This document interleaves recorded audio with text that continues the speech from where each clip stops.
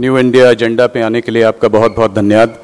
हम लोगों ने ये शाम बिताई है यहाँ पे कुछ ब्रेव सोल्जर्स, उनकी फैमिली के संग, जिन्होंने अपनी जान भी दांव पे लगाकर देश के लिए लड़ाई लड़ी।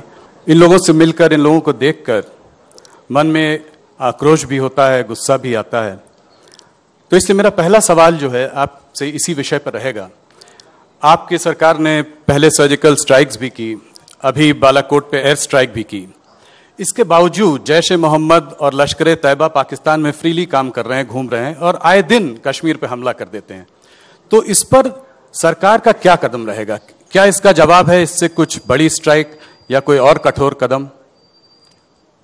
देखिए, मैं मानता हूं कि 10 साल पहले अगर इस प्रकार के कठोर कदम उठाने की शुरुआत हुई होती तो आज दोनों हादसे होते ही नहीं। सर्जिकल स्ट्राइक या एयर स्ट्राइक और इससे बड़ी स्ट्राइक, एक भी निर्णय, एक भी कदम हमारी ओर से शुरुआत नहीं है। मगर भारतीय जनता पार्टी की नरेंद्र मोदी सरकार ने आतंकवाद के खिलाफ लड़ने का नजरिए में बदलाव किया है।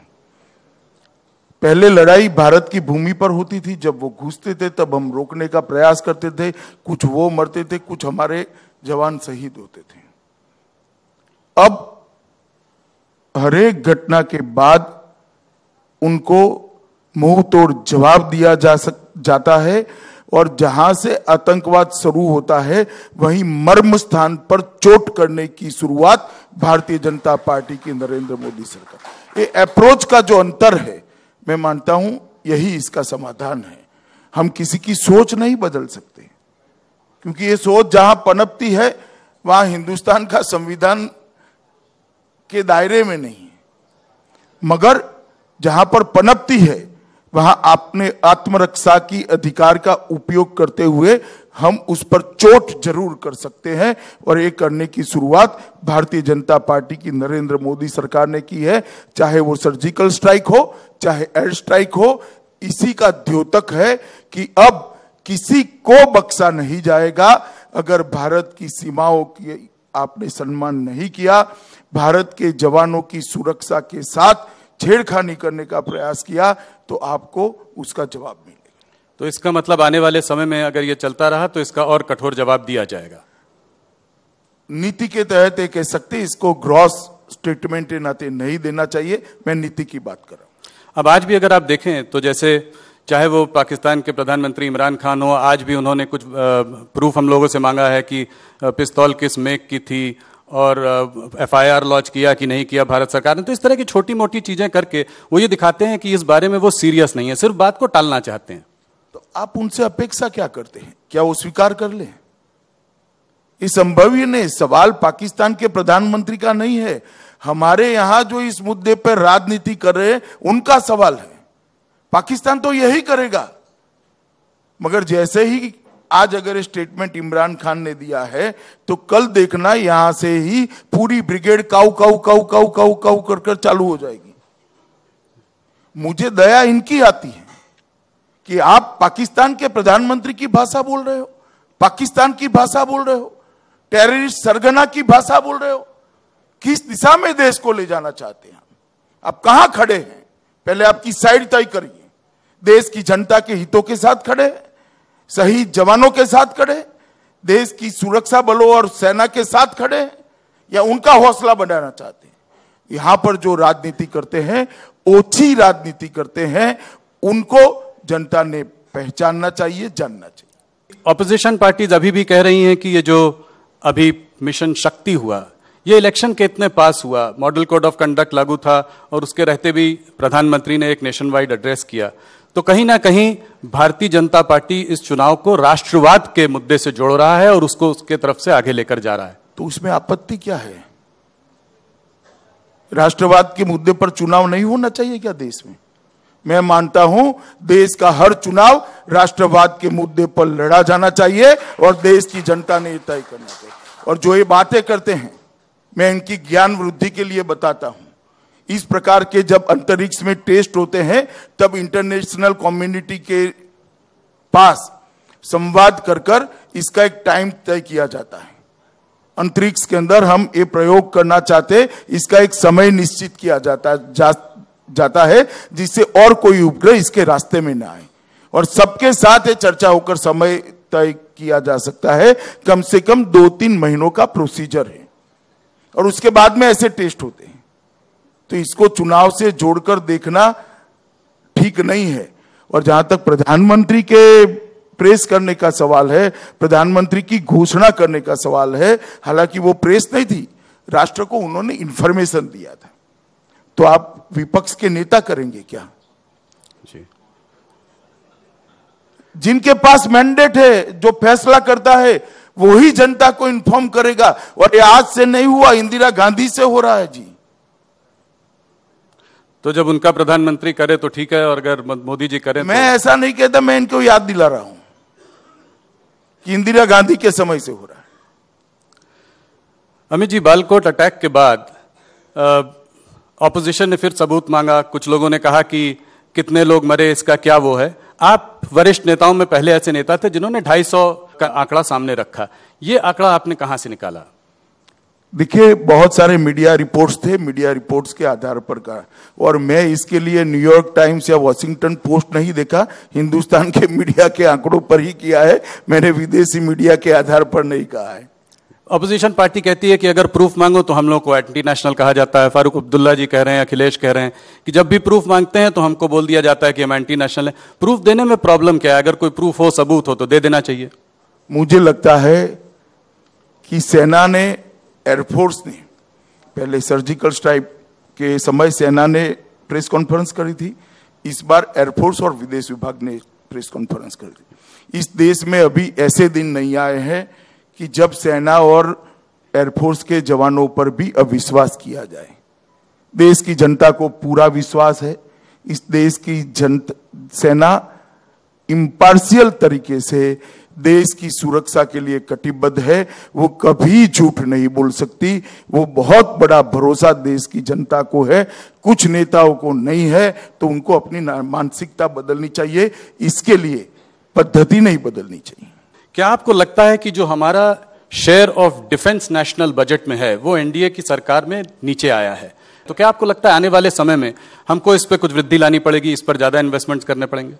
नीचा आया है ये कहना ठीक नहीं है। राशि की दृष्टि से तो अब तक का सबसे बड़ा बजट वित्त मंत्री जी लेकर जो आए हैं, मोदी जी लेकर जो आए हैं, वो सबसे बड़ा बजट राशि की दृष्टि से। हो सकता है हमने ढंग से हथियारों की खरीदी की होगी तो व्यय थोड़ा कम हुआ होगा, परंतु मैं मानता हूं कि पर्याप्त मात्रा में बजट दिया गया है। और भारतीय जनता पार्टी की सरकार की टॉप मोस्ट प्रायोरिटी देश की सुरक्षा है। इसके अंदर कोई गोताही नहीं की जाएगी। यूपीए की सरकार के समय 10 साल तक सेना का मॉडर्नाइजेशन, सेना की संचार व्यवस्था का मॉडर्नाइजेशन और कोऑर्डिनेशन बिटवीन 3 विंग्स, इसको किनारे पर रख दिया गया था। भारतीय जनता पार्टी की नरेंद्र मोदी सरकार आने के बाद तीनों के लिए 15 साल का एक चरणबद्ध समयबद्ध कार्यक्रम बना है और वो कार्यक्रम समय पत्रक के हिसाब से ठीक ही चल रहा है। अमित जी, कश्मीर में आर्टिकल 370 और 35A को खत्म करना बीजेपी की मांग रही है। क्या आपको लगता है कि आप उसको इस बार फिर मैनिफेस्टो में लाएंगे? और पिछले 5 साल में आपकी सरकार इस दिशा में क्या कर पाई? देखिए, जहां तक मैनिफेस्टो में लाने का सवाल है, 1950 से भारतीय जनसंघ और बाद में भारतीय जनता पार्टी के मैनिफेस्टो का हिस्सा रहा है। हमारा देश की जनता के प्रति कमिटमेंट है, इसमें हमारा कोई बदल नहीं हुआ है। जहां तक क्यों नहीं हुआ का सवाल है, राज्यसभा में बहुमत नहीं है। मुझे लगता है 20 तक ये भी हो जाएगा। भूतपूर्व प्रधानमंत्री अटल बिहारी वाजपेयी जी ने इंसानियत, जमहूरियत और कश्मीरियत की बात की थी। नरेंद्र मोदी जी ने मुझे एक इंटरव्यू में बोला था कि कश्मीर में युवाओं को विकास भी चाहिए, उनको विश्वास भी चाहिए। मगर फिर भी हम देखते हैं कि जो नौजवान हैं कश्मीर में, वो जिहादिस्ट ग्रुप की तरफ आकर्षित होते हैं। तो उन पर क्या करना पड़ेगा हमको जिससे कि हम उनका विश्वास जीत सकें, उनको अपनी तरफ ला सकें? देखिए, अटल जी और नरेंद्र भाई के दोनों के स्टेटमेंट्स सरकार की विल को दर्शाने वाले हैं। ये दोनों स्टेटमेंट बताते हैं कि हम अपने मन के अंदर कश्मीर के जवानों के लिए, उनके उज्जवल भविष्य के लिए एक योजना लेकर बैठे हैं, मगर उसके लिए कश्मीर के अंदर शांति चाहिए। और जो अलगाववादी नेता है, जो अलगाववादी संगठन है और पाक प्रेरित टेररिस्ट ऑर्गेनाइजेशन है, उन लोगों ने इसको कभी सफल नहीं होने दिया। विगत 1.5 साल से भारतीय जनता पार्टी की सरकार ने कश्मीर के लिए एक कठोर फैसले एक के बाद एक लेकर लेने की शुरुआत की। सबसे पहले उनके विदेशी जगहों से आने वाले आर्थिक स्रोतों को बंद करने का काम किया। उसके बाद में उनके ऑर्गेनाइजेशन पर बैन लगाया, जमायत इस्लामी और जम्मू JKLF पर प्रतिबंध लगाने का काम किया, उनकी सुरक्षा वापस दे ली है। ढेर सारे लोगों पर जो मुकदमे बंद पड़े थे उसको हमने खोलने की शुरुआत की है। मैं मानता हूं इस दिशा में सरकार ने 1 साल के अंदर बहुत कठोर कदम उठाए हैं, जिससे कि अलगाववाद की विचारधारा को आगे बढ़ते हुए रोका जा सके और कश्मीर के युवाओं को गुमराह करने का जो काम कर रहे हैं उस पर एक नकेल कसी जा सके।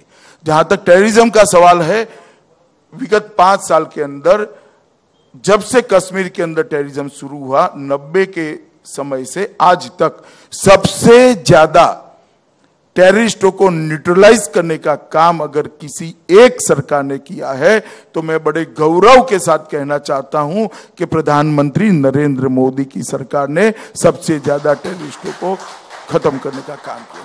और ये सिलसिला आगे रहेगा, बढ़ता रहेगा जब तक इसका परिणाम ना आए। 3 मोर्चे थे। एक तो टेररिस्टों के खिलाफ हथियार से जवाब देना, अलगाववाद को के रास्ते पर कश्मीर के नौजवानों को बढ़ते हुए रोकने के लिए अलगाववादी संगठनों पर नकेल कसना, और तीसरा मुद्दा था कि दुनिया के अंदर कूटनीतिक के माध्यम से पाकिस्तान को अलग थलग करना। मैं मानता हूं इसमें भी भारतीय जनता पार्टी की सरकार को बहुत बड़ी सफलता मिली है। एयर स्ट्राइक करने के बाद, पाकिस्तान की भूमि पर एयर स्ट्राइक करने के बाद पूरी दुनिया भारत के साथ खड़ी रही है। पूरी दुनिया ने भारत के आत्मरक्षा के अधिकार को एक्नॉलेज किया है और पूरी दुनिया भारत के साथ भारत ने जो कदम उठाया है उसका स्वागत किया है। कश्मीर के बारे में पाकिस्तान आज दुनिया में अलग थलग पड़ा है। किस प्रकार से नरेशन बदला है आप कल्पना करिए। 5 साल पहले नकली हिंदू आतंकवाद की चर्चा देश में थी, आज पाकिस्तान के दुनिया में थी, और आज पाकिस्तान के आतंकवाद की सरगना होने की चर्चा दुनिया में है। नकली हिंदू टेरर से लेकर पाकिस्तान टेरर का सोर्स है, वहां तक की एक बड़ी यात्रा भारतीय जनता पार्टी की नरेंद्र मोदी सरकार ने काटी है। मैं मानता हूं कश्मीर समस्या के समाधान के लिए ये बहुत बड़ी उपलब्धि। पाकिस्तान से जुड़ा हुआ मुद्दा यहाँ पर चाइना का भी है। हम लोगों ने देखा है कि मसूद अजहर को आज 4थी बार UN सिक्योरिटी काउंसिल ने वीटो का इस्तेमाल किया। तो भारत का रवैया क्या रहेगा चाइना की तरफ? पहले इस बात पर स्पष्टता होनी चाहिए, चाइना को वीटो क्यों मिला। वीटो का अधिकार 50 के दशक में हिंदुस्तान को मिलने वाला था। संबंध सुधारने के लिए तत्कालीन प्रधानमंत्री ने एक थाली में गिफ्ट कर वीटो का अधिकार चाइना को दे दिया, जो आज हमारे खिलाफ इस्तेमाल हो रहा है। तो ये जो सवाल खड़े कर रहे हैं, मैं उनको कहना चाहता हूं अपनी 4थी पीढ़ी में जरा जाकर देखिए कि ये प्रॉब्लम कहां से शुरू हुई है। चाहे कश्मीर की हो, चाहे चीन के वीटो की हो, सारी प्रॉब्लम 4 पीढ़ी पहले आपके परिवार से ही शुरू हुई। और जहां तक सवाल भारत का सरकार की आज की नीति का है, चीन भी अलग थलग पड़ा है, अकेला पड़ा है। इस मुद्दे पर दुनिया के सारे देश भारत के साथ सिंपैथी भी रखते हैं, इसका समर्थन भी करते हैं। मैं मानता हूं आगे इसी तरह से चलता रहा तो कभी न कभी चीन ने भी हमारा साथ देना पड़ेगा। क्रिकेट बोर्ड गुजरात में आप वहां के प्रेसिडेंट भी हैं, तो मैं एक सवाल ये जानना चाहता हूं कि इंडिया को पाकिस्तान के संग वर्ल्ड कप में क्रिकेट खेलना चाहिए या नहीं? देखिए, इस पर भारत के विदेश विभाग ने निर्णय लेना चाहिए और विदेश विभाग के निर्णय को सबने मानना चाहिए। अपनी अपनी टिप्पणियां देकर विदेश विभाग को आइदर और साइड पर कंपेल करे बगैर भारत के विदेश विभाग अपनी विदेश नीति के आधार पर समुचित निर्णय करे और पूरे देश ने एक वाक्यता के साथ इसको स्वीकार करना चाहिए। पर लोगों की भावनाओं का भी ख्याल करना चाहिए। तो इसका ख्याल विदेश विभाग भी तो करेगा। जी, चाइना के लिए एक सवाल और, एक इस तरह का माहौल भी देश में बन रहा है कि चाइनीज गुड्स को बैन किया जाए। चाइनीज बड़े बड़े इन्वेस्टमेंट्स आज हमारे देश में हैं, उसके ऊपर भी लोग जो है उंगली उठा रहे हैं। क्या कहना चाहेंगे आप इस पे?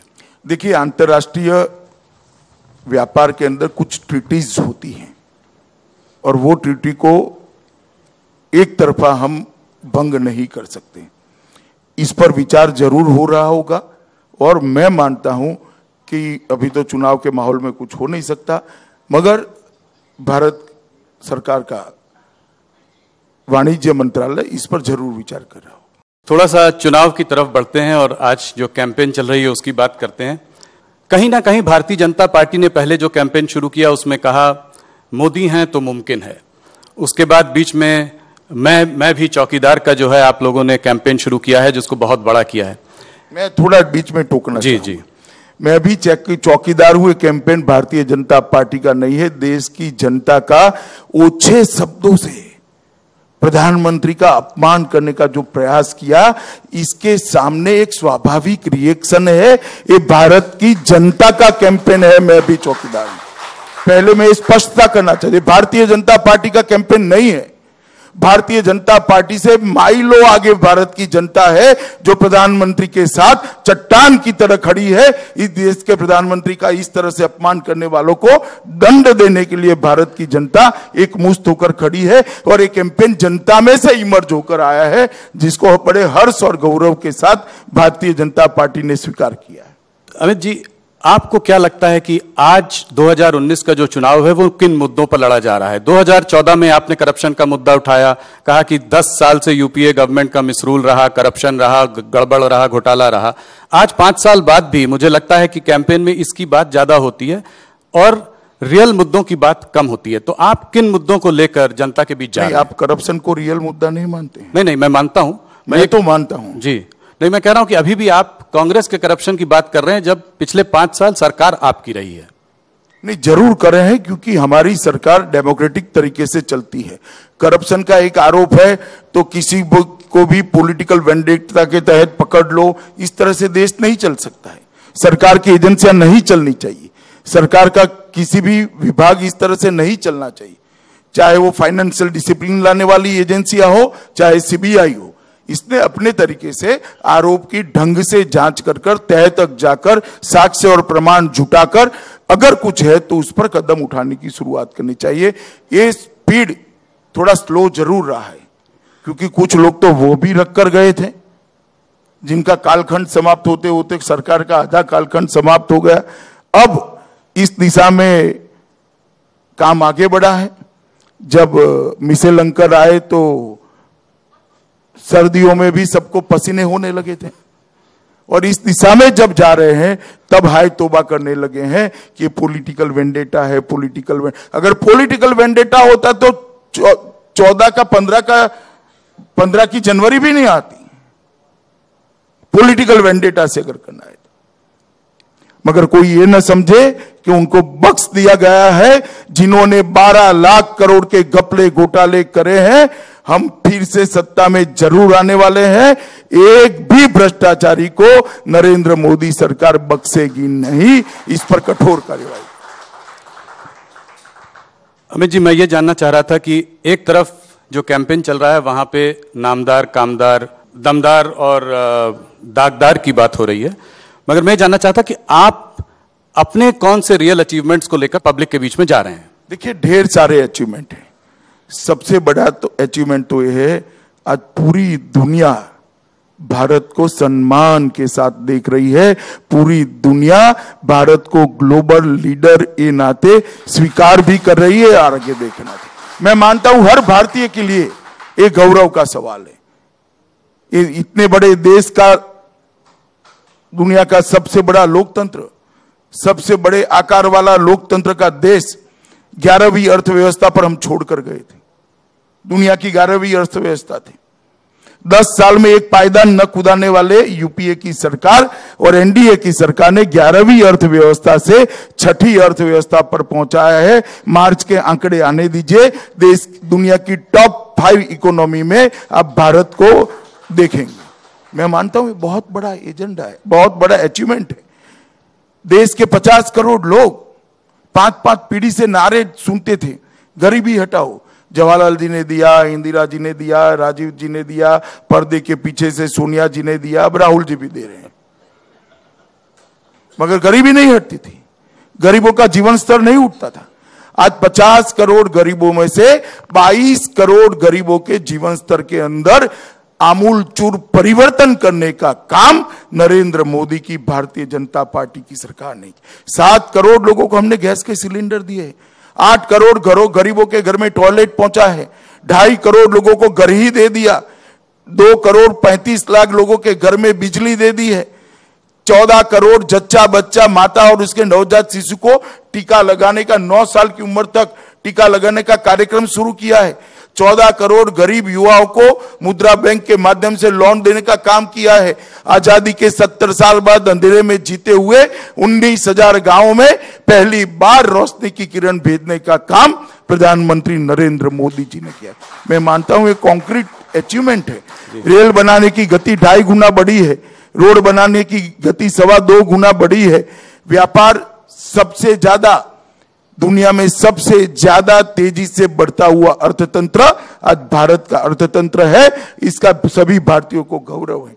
ये सारे कॉन्क्रीट तो आपके एक शो में मैं बता भी नहीं सकता। एक मेरी 7 दिन की भागवत सप्ताह रख दो तो शायद मैं पूरा अचीवमेंट आपको बता सकूं। इतनी सारी उपलब्धियों को आपने गिनाया, हो सकता है कुछ गलतियां भी हुई हों। मेरा इशारा नोटबंदी की तरफ है। नोटबंदी जब आई थी, डिमोनेटाइजेशन जब हुआ था, तब कहा गया था कि ब्लैक मनी पर क्रैकडाउन, काउंटरफिट करेंसी पर क्रैकडाउन, डिजिटल ट्रांजैक्शंस को बढ़ावा देने की बात भी थी। मगर अगर आज देखें नोटबंदी से अभी तक, आरबीआई डेटा दिखाता है कि कैश आज सिस्टम में 19% बढ़ चुका है, तब से 19% बढ़ चुका है। एक मिनट जी, मैं आपके साथ डिफर होता हूं। आरबीआई ने कैश की रुपयों में संख्या गिनाई है। जो अर्थतंत्र का आकार बढ़ा है 5 साल में, इसमें कैश की रिक्वायरमेंट कम हुई है। आप विकास दर को भूल ही जा रहे हैं। ये मनमोहन सरकार नहीं है भैया, यहां अर्थतंत्र बढ़ा हुआ है और अर्थतंत्र के अनुपात में कैश को देखना चाहिए। वो देखोगे तो कैश की रिक्वायरमेंट कम हुई है, डिजिटल ट्रांजैक्शंस बढ़े हैं। जहां तक ब्लैक मनी का सवाल है, इनकम टैक्स भरने वालों की संख्या के अंदर 70% की वृद्धि हुई तो ब्लैक मनी कम होती है या नहीं होती है? डायरेक्ट टैक्स में बढ़ोतरी होती है तो ब्लैक मनी कम होती है या नहीं होती है? ब्लैक मनी रोकने के लिए ढेर सारे कानून बनाते हैं, इंग्लैंड के अंदर भी पसीने छूटते हैं, तो ब्लैक मनी कम होती है या नहीं होती है? इतने सारे गलत प्रकार से लोन लेने वालों को आज एनपीए घोषित कर कठोर कार्यवाही करते हैं, तो बैंकों की बैलेंस शीट क्लियर होती है या नहीं होती है? ढेर सारे कदम हमने उठाए हैं और मैं मानता हूं कि वो जो जिस तरह का अर्थतंत्र छोड़ कर गए थे उसको सुधारने में हमें 5 साल लगे हैं। ये नींव के आधार पर, ये नींव के ऊपर एक बहुत मजबूत इमारत अगले 5 साल में मोदी जी के नेतृत्व में भारतीय जनता पार्टी की सरकार बनाने जा रही है। मैं आपको बताना चाहता हूं भैया, जिस प्रकार से आजादी के बाद पहली बार कोई सरकार ने अपनी इनकम को बढ़ाने का प्रयास किया है, वो अकेली नरेंद्र मोदी सरकार है। खर्च बढ़ा है और घाटा कम हुआ है, इसका मतलब इनकम बढ़ी है। फिस्कल डेफिसिट को हमने कम किया है, 3.8% लेकर गए, आप 6% छोड़ कर गए थे, और बजट की साइज भी बढ़ाई है। तो कहां से पैसा आया? इनकम को बढ़ाया है। डायरेक्ट इनडायरेक्ट टैक्स के अंदर रेवेन्यू बढ़ी है, यही प्रमाण है कि ब्लैक मनी कम हुआ है। यहां पर जब आप ग्रोथ की बात करते हैं तो बात आती है कि ये जॉब लेड ग्रोथ नहीं है। जॉब्स कम हुए हैं, NSSO का डेटा दिखाया जाता है और कहा जाता है कि इस बार 45 साल में सबसे ज़्यादा लोवेस्ट जो है एम्प्लॉयमेंट ग्रोथ हुई है। 4.3 करोड़ एम्प्लॉयमेंट जो है कम भी हुआ है पिछले 7-8 सालों में। देखिए, जीडीपी का प्रकार बदला है। पहले जीडीपी में सबसे बड़ा कंट्रीब्यूटर इंडस्ट्री और मैन्युफैक्चरिंग सेक्टर हुआ करता था। आज जीडीपी संवेदनशील जीडीपी बना है। हमारा एक संवेदनशील मॉडल है जीडीपी को बढ़ाने का। हमने कृषि के ग्रोथ रेट को बढ़ाया है, कृषि के कंट्रीब्यूशन को बढ़ाया है। आप मुझे एक बात बताइए भाई कि 8 करोड़ घरों में शौचालय बनते हैं तो जीडीपी बढ़ेगा या नहीं बढ़ेगा? इससे भी जीडीपी बढ़ी है। और जब 8 करोड़ घर में शौचालय बनता है तो जॉब क्रिएट होते हैं। रोड बनाने की गति 2.5 गुना होती है तो जॉब क्रिएट होते हैं। रेल बनाने की गति 2.25 गुना होती है तो जॉब बढ़ते हैं। 500 गांव आप जोड़कर गए थे नेट से, ऑप्टिकल फाइबर से। आज 1 लाख से ज्यादा गांव को जोड़ा, किसी को नौकरी नहीं मिली होगी।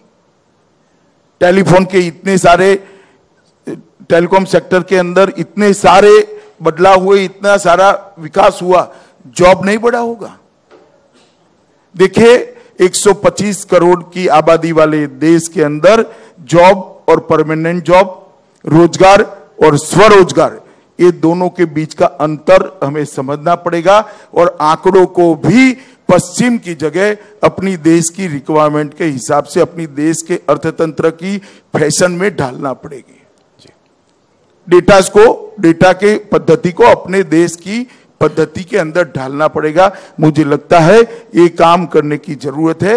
अर्थतंत्र के क्षेत्र के अंदर जो एक्सपर्ट्स हैं उन्होंने जरूर सोचना चाहिए। तो आप कह रहे हैं कि NSSO का डेटा दोबारा देखना पड़ेगा ना, सिस्टम को देखना पड़ेगा। डेटा ठीक है जी, मगर सिस्टम को पुनः विचार करना पड़ेगा। 14 करोड़ लोगों को आप मुद्रा बैंक की लोन देते हो और बाद में जॉब में कुछ नहीं गिनते हो, तो वो 14 करोड़ लोगों को, व्यक्ति को तो स्वरोजगार मिला है या नहीं मिला है? आपके क्राइटेरिया को बढ़ाना। अगर आप कोई बच्ची गांव में ब्यूटी पार्लर की शॉप खोल दे, उसको रोजगारी ही नहीं मानते हो, तो मैं मानता हूं ये ठीक नहीं है। वो रोजगारी है, वो समान पूर्वक स्किल इंडिया में अपनी स्किल को बढ़ाकर अपनी रोजी रोटी कमा रही है, अपने छोटे भाई को पढ़ा रही है, ये रोजगारी है। पिछले 1 साल से ऑपोजिशन और कांग्रेस आप लोगों को करप्शन पे उसमें भी घेरे में लाना चाह रहा है। राफेल डील की बात करते रहते हैं बार बार। ये कहते हैं कि नीरव मोदी, मल्ल्या और चोकसी कब वापस लेकर आएगी सरकार? देखिए, जहां तक राफेल का सवाल है, कोई भी आरोप लगे, राहुल जी मुझे बताइए ये आरोप सच्चा है या गलत है? कोई फोरम तय करेगा या आरोप लगाने वाले तय कर देंगे? कोई फोरम नहीं करना पड़ेगा। और कोर्ट से बड़ा कोई फोरम नहीं होता, जुडिशरी से बड़ा कोई फोरम नहीं होता। देश की सर्वोच्च अदालत के मुख्य न्यायाधीश ने इस केस पर सुनवाई करी और सुनवाई करने के बाद एक जजमेंट दिया कि इसमें कोई फेवरेटिज्म नहीं हुआ है। ये तकनीक की दृष्टि से बेस्ट फाइटर हैं। और तीसरा, ये प्रोसीजर जो रक्षा मंत्रालय का प्रोसीजर होता है रक्षा के साधनों को खरीदने का, इसका कोई वायोलेशन नहीं हुआ और कोई जांच की जरूरत नहीं। ये 4 चीजों को सुप्रीम कोर्ट के कहने के बाद भी, देश की कैगने रिपोर्ट रखने के बाद भी आप अगर इस बात को स्वीकारते नहीं हो तो आप अपनी दुनिया में जी रहे हो और इसका कोई हमारे पास रास्ता नहीं है। और जहां तक गलत आरोप लगाने का सवाल है, मैं विपक्ष के नेताओं को भी एक छोटे से मेरे अनुभव की एडवाइस देना चाहता हूं कि जब आरोप लगते हैं तो व्यक्ति और पार्टी के कैरेक्टर के हिसाब से वो चिपकते हैं। आपकी पार्टी का और आपके परिवार का कैरेक्टर करप्शन का है, आप पर तुरंत चिपकेगा, मोदी जी पर कोई आरोप नहीं चिपकेगा। कांग्रेस ने अब एक नई स्कीम निकाली है जिसके बारे में वो लोग बहुत बात कर रहे हैं, न्यूनतम आय की स्कीम। कह रहे हैं कि 20% जो सबसे नीचे के वर्ग के लोग हैं उनको जो है सालाना 72,000 रुपए दिया जाएगा। इस स्कीम के बारे में बहुत बात चर्चा चल रही है। कुछ लोग पॉलिटिकल एनालिस्ट इसको एक मास्टर स्ट्रोक भी बता रहे हैं। देखिए, स्कीमों की कोई कमी नहीं है इसमें, सवाल इम्प्लीमेंटेशन का है। जवाहरलाल नेहरू जी ने गरीबी हटाने के लिए नारा दिया था, इंदिरा जी ने दिया, राजीव जी ने दिया, सोनिया जी ने दिया, और राहुल जी दे रहे हैं। तो 5 पीढ़ी से क्या हो रहा है? 55 साल तक शासन में रहे, हमें गरीब क्यों छोड़कर गए भाई? हमारे लिए मोदी जी ने 50 करोड़ गरीबों को उनका जीवन स्तर उठाने का काम किया है। आज 50 करोड़ गरीबों के घर में दुर्भाग्यवश कोई भी बीमारी आ जाती है तो आयुष्मान भारत के तहत 5 लाख तक का पूरा खर्चा नरेंद्र मोदी सरकार उठा रही है। और ये इंश्योरेंस नहीं है, बस आपको जाकर कार्ड देना है, अपना स्वास्थ्य लाभ कर अस्पताल से घर जाना है। ये काम ये नहीं कर सकते हैं, देश की जनता जानती है। नारों से कुछ नहीं होता, योजनाओं को इंप्लीमेंट करने का दृढ़ इच्छा शक्ति होना चाहिए, दमखम होना चाहिए, जो हमारे नेता नरेंद्र मोदी में है। और इसीलिए देश की जनता मोदी जी पर भरोसा करती है। इन्होंने farmer RBI governor Raghuram Rajan ji से भी इसकी पुष्टि करवा ली है, कह रहे हैं ये आराम से इंप्लीमेंट हो सकता है। 3.6 लाख करोड़ रुपए लाना कौन सी बड़ी बात है? क्या आप मानते हैं कि ये हो सकता है? और इस पर एक और लार्जर सवाल, 10 साल क्यों नहीं लाए? आज ही क्यों सूझा आपको? 10 साल तो शासन में थे,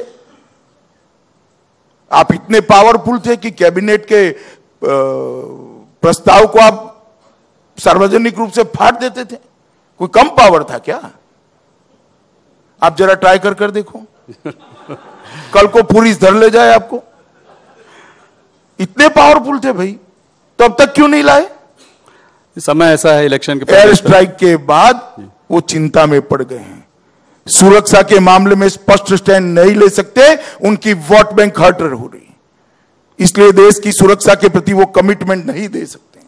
उनको लगता है देश की जनता अब जान गई है, तब इस प्रकार की योजनाएं अभी और भी लेकर आएंगे। थोड़ा राह देखो, आप लोगों का तो अच्छा समय आ गया है अभी। पर अमित भाई, क्या आपको लगता है कि इस तरह का कंपेटिटिव वेलफेयरिज्म कि my scheme is better than yours, my welfare scheme is better, ये देश के लिए कितना? हम उसमें नहीं पड़े हैं भैया, हम उसमें नहीं पड़े हैं। तो आप इस तरह की कोई स्कीम नहीं लाएंगे इलेक्शन के पहले? अरे देखिए, आयुष्मान भारत हमारा कोई चुनावी घोषणा पत्र नहीं था, मगर रिक्वायरमेंट थी, हमने कर दिया। ये 6,000 रुपए का स्कीम हमारा कोई घोषणा पत्र का वादा नहीं था, मगर रिक्वायरमेंट थी देश के लोग। जब ये सरकार में आने के बाद मालूम पड़ा कि देश के 15 करोड़ किसान में से सिर्फ 3 करोड़ किसान को ही लोन मिलता है, 12 करोड़ किसान इनपुट्स के समय साहूकार से पैसा लेते हैं, 20-20% सूद पर पैसा लेते हैं। पैसा कितना चाहिए? 1 एकड़ भूमि के लिए इनपुट कॉस्ट क्या आती है? 4,000 रुपया जी। तब प्रधानमंत्री जी ने फैसला दिया कि 6,000 रुपया उसको इनपुट के लिए सपोर्ट दिया जाएगा। ये चुनावी बातें नहीं है, संवेदना से उसकी समस्या को समझकर इसका समाधान ढूंढने की वृत्ति है।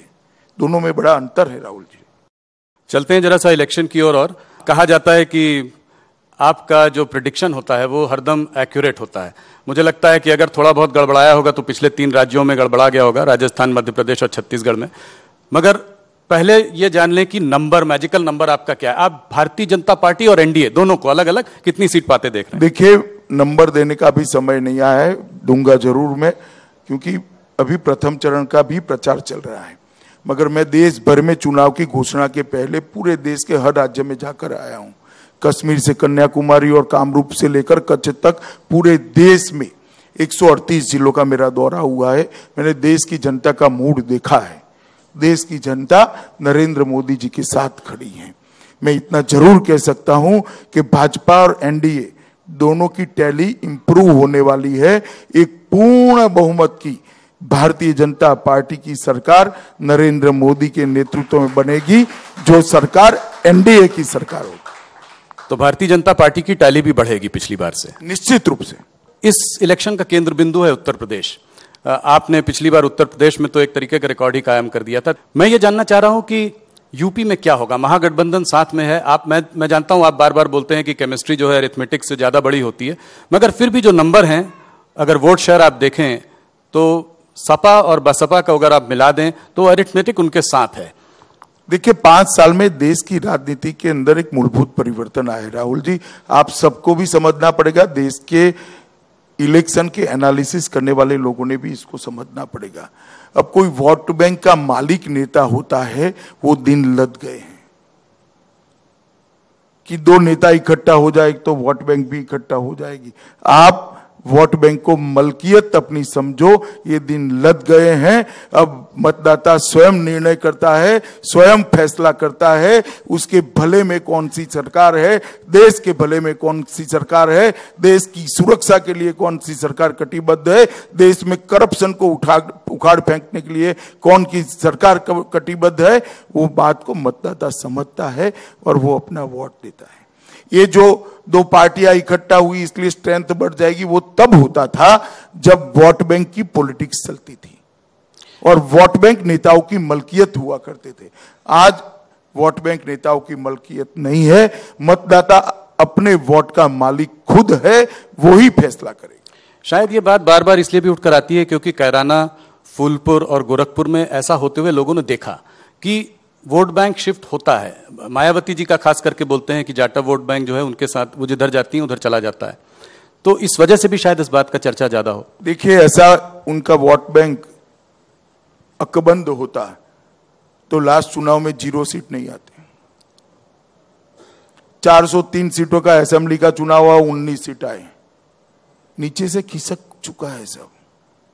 और जहां तक 3 चुनाव का सवाल है, उपचुनाव में जनता एमपी चुनती है, प्रधानमंत्री नहीं चुनती है। और जनरल इलेक्शन में जनता प्रधानमंत्री चुनती है, एमपी नहीं चुनती है। इस देश की जनता ये तय करने जा रही है कि देश का प्रधानमंत्री नरेंद्र मोदी होगा या ये गठबंधन में से कोई एक पार्टी। वो तो अभी तय भी नहीं कर पाएंगे, परंतु ये गठबंधनों में से कोई एक होगा या देश का प्रधानमंत्री नरेंद्र मोदी होगा। सबने गठबंधन की सरकार 30 साल तक दिखी है, देश दिशा विहीन रहा। नरेंद्र मोदी जी की पूर्ण बहुमत की सरकार आई, पूरा देश एक जन के सूत्र को सफल करते हुए पूरा देश एक दिशा में चला है। और उसी का परिणाम है कि दुनिया ने आज भारत की शक्ति को स्वीकार किया है। दुनिया भारत को ग्लोबल लीडर के नाते देखना चाहती है, देख रही। उत्तर प्रदेश में कांग्रेस ने अब प्रियंका जी को भी उतार दिया है, तो इस प्रियंका फैक्टर को आप कैसे देखते हैं? क्या यह सवर्णों का वोट भारतीय जनता पार्टी के लिए काट सकती है? प्रियंका वाड्रा जी 12 साल से राजनीति के हैं और हर चुनाव में उनकी एंट्री होती है। हर चुनाव में आप प्रियंका जी गाड़ी में बैठी, दाएं पैर बाहर रखा, अब उन्होंने पानी पिया, अब उन्होंने लिपस्टिक लगाया, हर चुनाव में आप करते हुए। हमारे लिए कोई नई बात नहीं है, ना उत्तर प्रदेश की जनता के लिए नई बात है। 12 साल से वो चुनाव में है प्रियंका वाड्रा जी, और 12 साल से लगातार आ रही है। अभी 13वां साल है, काउंटिंग के दिन देख लेना। अमित जी, कहा जाता है कि यूपी में भारतीय जनता पार्टी ने अपनी एक बी टीम भी उतारी है। शिवपाल यादव और भीम सेना को भी आप लोग सपोर्ट कर रहे हैं। शिवपाल जी ने तो वहां पे एक नारा भी दिया है। मुझे एक बात बताओ भैया, शिवपाल जी के नारे वगैरह मुझे मालूम है, शिवपाल जी को समाजवादी पार्टी में रखने की जिम्मेदारी मेरी है क्या? तो आप सपोर्ट कर रहे हैं? मेरी नहीं है भाई जी। हम किसी का सपोर्ट नहीं रखते, मगर आप आपका घर न संभालो और गाली हमें बोलो, ऐसा कैसे चल सकता है? जनता ने न्याय करना चाहिए भाई। आप आपके चाचा को निकाल दो, उमर दराज चाचा को, और हमें गाली बोलो, ऐसे नहीं होता भाई। सवाल यह था कि चाचा आपके साथ है कि नहीं है? हमारे साथ नहीं है, वो अपनी खुद की पॉलिटिक्स कर रहे हैं। हो सकता है उससे हमें फायदा हो, परंतु आप नहीं संभाल पाए तब जाकर निकले हैं वो। राहुल गांधी जी भी इस बार 2 जगह से चुनाव लड़ रहे हैं, जैसे पिछली बार मोदी जी लड़े थे। इस बारे में आपका क्या कहना है? सीधे साउथ इंडिया गए हैं, केरला की तरफ। चलिए, वो चुनाव लड़ रहे हैं और क्यों लड़ा, कैसे लड़ा, उनको एक्सप्लेन करना चाहिए देश की जनता के सामने। और अमेठी इस बार टफ है उनके लिए। पिछली बार मोदी वेव में 1 लाख के मार्जिन से जीते थे, 4 लाख से 1 लाख पर आए थे। जी जी। तो आपको लगता है कि इस बार 5 साल में उनसे ज्यादा स्मृति जी वहां पर गई हैं और उन्होंने बरोबर मत क्षेत्र का संपर्क बनाकर रखा है। मैं आपको बता देता हूं, अमेठी टफ है। मैं नहीं कहता इसके कारण वो वहां गए हैं, परंतु अमेठी टफ है उनके लिए। अमित जी, अगर कुछ स्टेट्स पिछली बार आप अपनी परफॉर्मेंस देखें, आपने चुनाव को आगे से लीड किया था, तो मतलब कमाल था। 80 में 74 सीट, कहीं 25 में 25, कहीं 29 में 27, कहीं 26 में 26, कहीं 11 में 10 वगैरह वगैरह वगैरह। तो अगर एक आंकड़ा मैं देख रहा था कि करीब 178 सीटों पे आप 168 सीट जीते, तो इन करीब लगभग 200 सीटों पर तो इससे अच्छा तो होना मुश्किल है। लोग कहते हैं कुछ न कुछ हर स्टेट में 2, 4, 5, 10 तो कम होगा ही होगा, और वो आंकड़ा जोड़ के लोग कहते हैं कि 40-50 बहुत सारे क्षेत्र हैं, मैं नहीं मानता कहीं पर कम होगा, मगर हो भी गया तो बहुत सारे क्षेत्र हैं। नॉर्थ ईस्ट में हम हमारी टैली बढ़ाने जा रहे हैं। बंगाल के अंदर लगभग हम हाफ आधे से ज्यादा सीट जीतकर बाहर आएंगे। उड़ीसा के अंदर भी आप चौंकेगा मत, मैं बता देता हूं, उड़ीसा के अंदर भी इस बार भारतीय जनता पार्टी सरकार बनाने जा रही है। आज मुझे बोलने में कोई संकोच नहीं। ये सारे क्षेत्र हैं जो भारतीय जनता पार्टी के लिए अपार संभावना लेकर खड़े। तो नॉर्थ ईस्ट में आपके पास 24 में से 8 सीटें थी, और इन 63 सीटों में करीब अभी आपके पास 3 सीट है, वेस्ट बंगाल और उड़ीसा मिलाकर। तो यहां पर कितनी बढ़ोतरी देखते हैं? वेस्ट बंगाल में आप 23 सीट के समय में बात कर रहे थे। बंगाल के अंदर मिनिमम हम 23 सीटें जीतेंगे। 23, और यहां पर भी हम सरकार बनाएंगे तो स्वाभाविक रूप से आधे से ज्यादा सीटें जीतेंगे। एनडीए नॉर्थ ईस्ट के अंदर नेडा का हमारा जो गठबंधन है, ये लगभग 20 या 21 सीटें जीतेगा। नॉर्थ ईस्ट में आज कांग्रेस की एक भी सरकार नहीं बची। सिटीजन अमेंडमेंट्स बिल के बावजूद आप ये कह रहे हैं कि आप 20-21 सीट जीतेंगे वहां पे? जी जरूर। सिटीजनशिप अमेंडमेंट बिल के बाद असम के अंदर लोकल बॉडीज के चुनाव हुए। असम की जनता ने भारतीय जनता पार्टी का पुरजोर समर्थन करते हुए बहुत बड़ा बहुमत 67% सीट्स असम के अंदर भारतीय जनता पार्टी जीती है, जो असेंबली चुनाव से एक बड़ी सफलता है। तो आप करीब कह रहे हैं कि इन 3 प्रदेशों से आपको 50 सीट तक मिल सकती है, और ये करीब जरूर मिल सकती है। 35-40 का गेन होगा, जरूर मिल सकती है। 35-40 का गेन होगा। तो अगर मान लीजिए यूपी में वो कुछ कम भी हुआ तो यहां से वो भरेगा? यूपी में कम होने का सवाल ही नहीं है। 73 की 74 होगी, मेरे नाम से लिख कर रखना। 73 की 72 नहीं। अमित जी, आपने ये शिवसेना को क्या गुट्टी पिलाई कि 5 साल तक तो आपको कोसते रहे और उसके बाद आपको 23 सीट दे दिया? आप लोग मुगालते में, उन्होंने आपको 5 साल गुट्टी पिला दी, हमारा तो पहले से था। आप लोगों को गुट्टी पिलाई और अब पीते हुए चलते गए। हमारा, मैं पहले से कहता था हमारे साथी, हम साथ में चुनाव लड़ोगे। आप मेरा भरोसा नहीं करते थे, प्रेस स्टेटमेंट पर भरोसा करते थे। बाद में जब हो गया तब कहते हैं क्या गुट्टी पिलाई। आप लोगों को गुट्टी पिलाई शिवसेना ने। आपने और शिवसेना दोनों ने। हमने नहीं पिलाई। मैंने तो पहले से कहता था हमारे साथी है, दोनों सरकार में बैठे, उनके मंत्री बैठे, और अंततोगत्वा वैचारिक साम्यता के कारण हम उनके नेचुरल एलाइज हैं। पर कुछ लेन देन तो रहा होगा ना? हो सकता है कि आपने स्टेट पे कुछ कंसीड किया हो। क्या सीएमशिप रोटेशन से होगी 2.5 साल? नहीं, कंसीड क्या होता है? एक सार्वजनिक प्रेस कॉन्फ्रेंस था, किस मुद्दों के आधार पर हमारा समझौता हुआ, हमने दोनों ने, मैंने और श्री उद्धव ठाकरे जी ने दोनों के सामने रखा। कल मेरे नामांकन में आए थे, वहां पर भी माइक में उन्होंने सबके सामने रखा है कि वैचारिक साम्यता है हम दोनों पार्टियों का, और हमारे गठबंधन का आधार लेन देन या स्वार्थ नहीं है, विचारधारा का साम्यता है। अमित जी, बिहार भी एक क्रूशल स्टेट है, 40 सीट वहां से लोकसभा को जाती हैं। पिछली बार आपका प्रदर्शन वहां पे भी बहुत अच्छा रहा था, 22 सीट आप लेकर आए थे, मगर इस बार आप सिर्फ 17 सीट पर ही लड़ रहे हैं। आपने वहां पर नीतीश कुमार जी को काफी ज्यादा सीट कंसीड कर दी ना। ऐसा नहीं है। इसके बाद विधानसभा के चुनाव हुए, विधानसभा में नीतीश कुमार जी की जो सीटें हैं और हमारी सीटें, इसको टैली करो तो नीतीश कुमार जी ने कुछ हमें ज्यादा एडजस्ट किया है। तो आप ये नहीं मानते हैं कि आपने ज्यादा? ना, जरा भी नहीं। देखिए, चुनाव धरातल पर होते हैं, सीटों का बंटवारा धरातल के आधार पर होता है, जनादेश के आधार पर होता है। बिहार में असेंबली का चुनाव लोकसभा के बाद हुआ। बिहार में जदयू की सीटें लोग असेंबली में हमसे ज्यादा है। राम मंदिर का मुद्दा साल भर पहले तक आप लोगों के लिए बहुत अहम था। आप लोग राम मंदिर की बहुत बात भी कर रहे थे, पर इधर कुछ 5-6 महीनों में मैंने देखा कि इस मुद्दे को आप लोगों ने ड्रॉप कर दिया। ना कोई आपका लीडर जरा भी ड्रॉप नहीं किया है। राम जन्मभूमि का मुद्दा भारतीय जनता पार्टी के लिए कमिटमेंट था, है, और जब तक नहीं बनेगा रहेगा। भारतीय जनता पार्टी चाहते उसी जगह पे भव्य राम मंदिर जल्द से जल्द बनना चाहिए। कोर्ट के अंदर कार्यवाही चल रही है, हम राह देख रहे हैं, मगर हमारा स्टैंड क्लियर है, हम इसको विवादित भूमि नहीं मानते हैं। पर पहले हम मानते हैं कि वही राम जन्मभूमि का भव्य मंदिर रामलला का बनना चाहिए। अब विपक्ष ने स्टैंड क्लियर करने की बारी है। वो देश की जनता के सामने स्पष्ट कर दे, चाहे कांग्रेस हो, सपा हो, बसपा हो, तृणमूल कांग्रेस हो, कम्युनिस्ट हो, चंद्रबाबू जी हो, कि वो राम मंदिर वहां चाहते हैं या नहीं चाहते हैं। मैंने स्पष्ट कर दिया देश की जनता के सामने कि हम चाहते हैं कि वही राम मंदिर बने, और इसमें भारतीय जनता पार्टी में वैचारिक दुविधा जरा भी नहीं है, तिल मात्र की भी नहीं। तो क्या ये एक बड़ा मुद्दा रहेगा इस चुनाव में, अभी भी रहेगा? क्योंकि देखिए, चुनाव के मुद्दे अकेली भारतीय जनता पार्टी नहीं बना सकती, राहुल भी बना सकते। आपने सवाल पूछा तो मुझे जवाब देना पड़ा, मुद्दा बन गया। अब प्रियंका जी ने कहा कि विवादित जगह इसलिए मैं रामलला का दर्शन करने नहीं जाऊंगी, तो आज मुद्दा बन गया। हम अकेले मुद्दा थोड़ी ना सेट कर सकते हैं, देश की जनता भी तो सेट करती है। ट्रिपल तलाक बिल भी पास कराने की आपने भरपूर कोशिश की, कई बार ऑर्डिनेंस भी लाए, तो क्या लगता है कि इसका आगे क्या होगा? स्वाभाविक है, जब तक राज्यसभा में हमारा बहुमत नहीं है, कांग्रेस पार्टी नहीं होने देगी।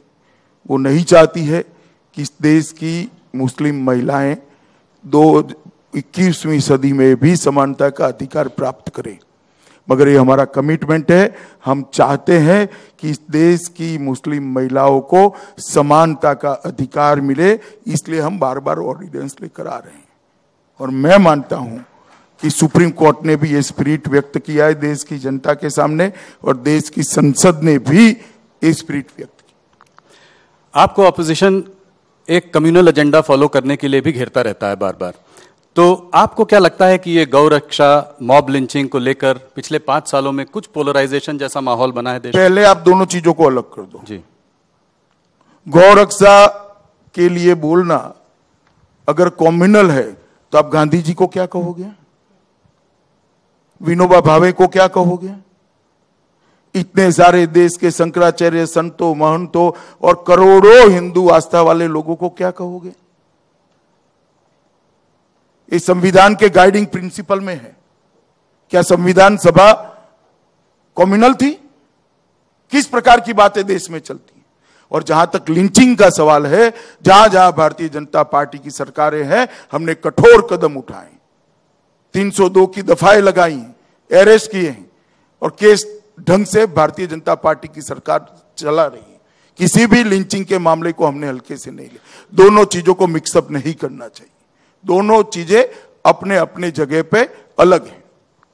आपको क्या लगता है कि इस 2019 में मोदी जी की जो वेव 2014 में थी, उस वक्त सुनामी बोला जाता था, क्या ये सुनामी अभी भी बरकरार है, उसी तरीके की वेव? जी बिल्कुल, इससे भी बड़ी सुनामी, तेज गति वाली सुनामी में तो देख रहा हूं। जैसे जैसे चुनाव आगे बढ़ेगा, आप देखना, मैं हर रोज 3-4 रैलीज करता आता हूं। दिन ब दिन जनता का विश्वास, जनता का उत्साह और जनता की हिस्सेदारी चुनाव अभियान के अंदर बढ़ती जा रही है। आपने गांधीनगर से अपना नामांकन पत्र भरा है और आप चुनाव लड़ रहे हैं, तो क्या ये आशा किया जाए कि अब आप गवर्नमेंट में फॉर्मली गवर्नमेंट ज्वाइन करेंगे, सरकार में आएंगे? पहले आप हिंदुस्तान के संविधान को समझ लो भैया। गवर्नमेंट में जाने के लिए लोकसभा से जाना जरूरी नहीं, मैं राज्यसभा का सदस्य हूं। नहीं जी जी, इसके लिए जरूरी नहीं कि लोकसभा का चुनाव लड़ा जाए। सवाल इतना ही है, मैं 5 बार विधायक बना, जनता के बीच में से चुन कर आता हूं। जनता की समस्याओं को रूबरू होने का जनप्रतिनिधि को मौका मिलता है, ऐसा मैं मानता हूं। इसलिए मैंने चुनाव लड़ने का विनती किया था। मेरी विनती को मेरी पार्टी ने मान्य रखा। इसको सरकार के अंदर जाने के या बाहर जाने के दृष्टि से नहीं देखना चाहिए। मैं भारतीय जनता पार्टी का कार्यकर्ता हूं। मेरी पार्टी ने मुझे इतनी बड़ी पार्टी का, दुनिया की सबसे बड़ी पार्टी का राष्ट्रीय अध्यक्ष बनाया है, इसका मुझे गौरव है और अपने जॉब से मैं संतुष्ट हूं। इसलिए इस सारी अटकलों का कोई लेन देन नहीं है, वो मेरा ही क्षेत्र है और मुझे गौरव है कि पार्टी ने उस क्षेत्र से मुझे चुनाव लड़ने के लिए कहा जहां से पुरुषोत्तम गणेश मावलंकर, लाल कृष्ण आडवाणी जी, अटल जी, सबने संसद के अंदर प्रतिनिधित्व किया है। और मैं मानता हूं कि मुझे लोकसभा के माध्यम से ही संसद में जाना चाहिए। जब मेरी विधायक की टर्म खत्म हुई तब लोकसभा के चुनाव नहीं थे। अब आए हैं तो पार्टी ने फैसला किया है कि मैं लड़ूं, तो मुझे इस विषय का आनंद भी है और गौरव भी है कि पार्टी ने मुझे चयनित किया है कि गांधीनगर लोकसभा सीट से मैं लोकसभा का चुनाव लड़ूं। 2014 में मीडिया ने बहुत समय बिताया कि नंबर 2 कौन है पार्टी में, राजनाथ जी हैं कि जेटली जी हैं। सरकारों में एक ही नंबर होता है, प्रधानमंत्री होते हैं, और दूर दूर तक नंबर 2 की कोई व्यवस्था नहीं होती है। आप भी दूरबीन लगाकर मत ढूंढिए। जहां तक मेरा सवाल है, मुझसे ढेर सारे सीनियर नेता भारतीय जनता पार्टी में विद्यमान है, उनका स्वास्थ्य भी अच्छा है, अच्छा काम भी कर रहे हैं, और मैं उन सब के प्रति श्रद्धा रखने वाला आदमी हूं। इसलिए ये विवाद के पचड़े में राहुल जी कम से कम मुझे मत डालिए आप। अमित जी, मैं बहुत सालों से आपको जानता हूं, आपसे मिलता रहा हूं, आपसे सवाल जवाब भी करता रहा हूं, इंटरव्यू भी किया है। आपका जहां एक तरफ पार्टी में बहुत आदर है, बहुत सम्मान है, दूसरी तरफ लोग थोड़ा आपसे घबराते भी हैं, डरते भी हैं। तो अमित शाह को गुस्सा क्यों आता है? मैं कभी गुस्से नहीं होता, मैं अपनी बात दृढ़ता से रखता हूं, और मुझे लगता है मुझे रखनी चाहिए। थोड़ी भी लेथार्जिकनेस रहती है तो मैं उसे परफेक्ट कराने का प्रयास करता हूं, और मैं मानता हूं ये ठीक है। मगर फिर भी किसी का दिल दुखता है तो मैं आपकी चैनल के माध्यम से इतना ही कहना चाहता हूं कि मेरा आशय आप लोगों को, जिसको भी दुख लगता है, इसको दुख पहुंचाने का नहीं है। मेरा आशय पार्टी के काम में परफेक्शन लाने का है। मेरा आशय पार्टी को आगे बढ़ाने का है। मेरा आशय पार्टी को आसमान की बुलंदियों तक ले जाने का है। मेरा कोई व्यक्तिगत आशय नहीं। अमित जी, कभी आप ब्रेक वगैरह लेते हैं? आप अपने खाली समय में क्या करते हैं? नहीं, ब्रेक हो ही जाता है। मानो मैं अभी बागपत में रैली कर रहा था, अभी इंटरव्यू करता हूं, तो काम बदलने से ब्रेक हो ही जाता है। तो आप इंटरव्यू के लिए आलस करने की जरूरत नहीं है। काम जब बदलता है तब ब्रेक हो ही जाता है। अभी तो मुझे 55 हुए भैया, काम करने की उम्र है, क्यों ब्रेक की बात कर रहे हो?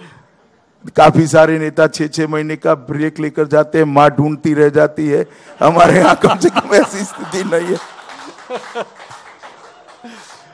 अमित भाई, आपने हमारे नेटवर्क से बात किया, सबसे बड़ा कॉम्प्रिहेंसिव इंटरव्यू आपने दिया, बहुत बहुत धन्यवाद। On behalf of my network, we wish you all the very best for the elections in 2019। आपका भी धन्यवाद। सभी दर्शकों को भी मेरी बहुत बहुत शुभकामनाएं।